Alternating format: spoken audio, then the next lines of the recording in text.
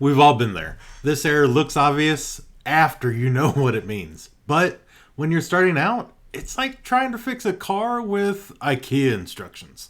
These are going to be the 10 Python mistakes that trip up almost every beginner. And in the next 10 minutes, you're going to know how to fix all of them and start coding like a pro. The last one is really going to get you. This one gets everybody at least once. If x equals 5, Python loses its mind because equal sets a value and the double equal sign checks one. So here's an analogy. Equal sign, it's like packing your bag.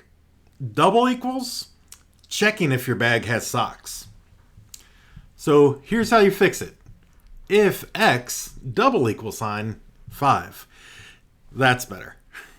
Python doesn't use braces. It uses white space to define blocks. If your tabs and spaces are all over the place, you're going to run into errors.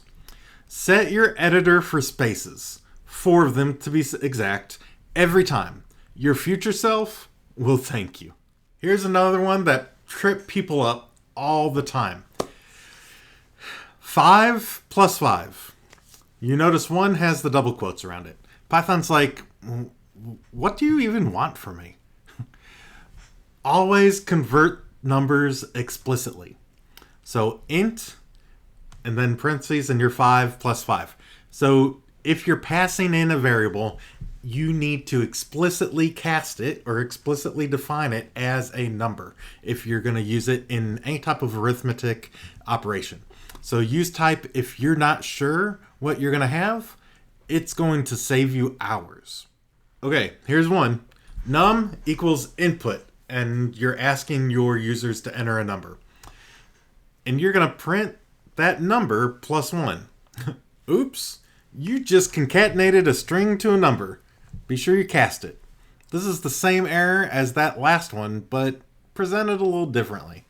So again, here you're going to cast it as an integer. So you're going to cast your num plus 1. Input always gives you a string. Always. Okay, here you're creating a new list. My list, append, 5. Now, new list is none. Because append modifies in place. It returns absolutely nothing. So here's how you actually do it. All you have to do is mylist.append and then 5. And move on with life.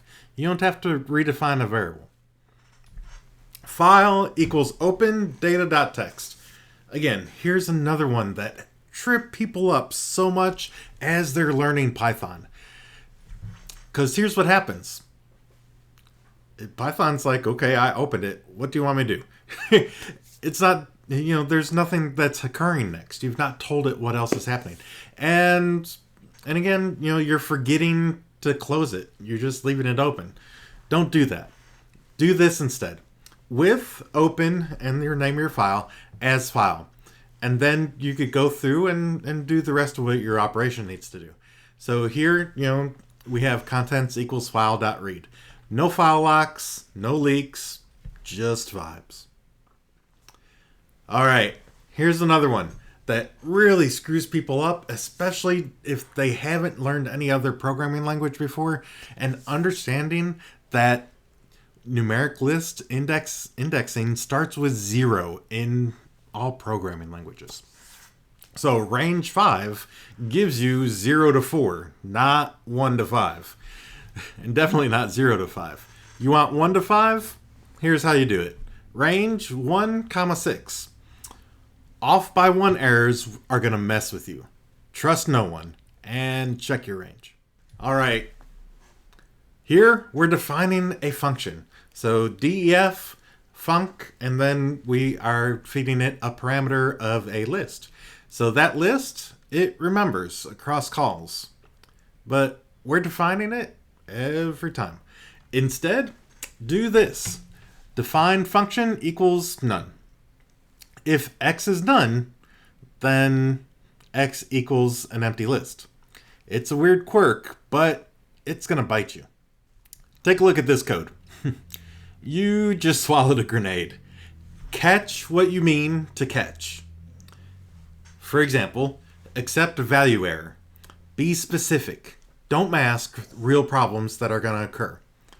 That grenade is going to bite you in the end. Look, I get it. You got an answer from Claude or ChatGPT. It works. Cool. But if you don't know why it works, you're not learning. And you need to slow down, run it line by line, add some print statements, and the bugs you avoid will be your own.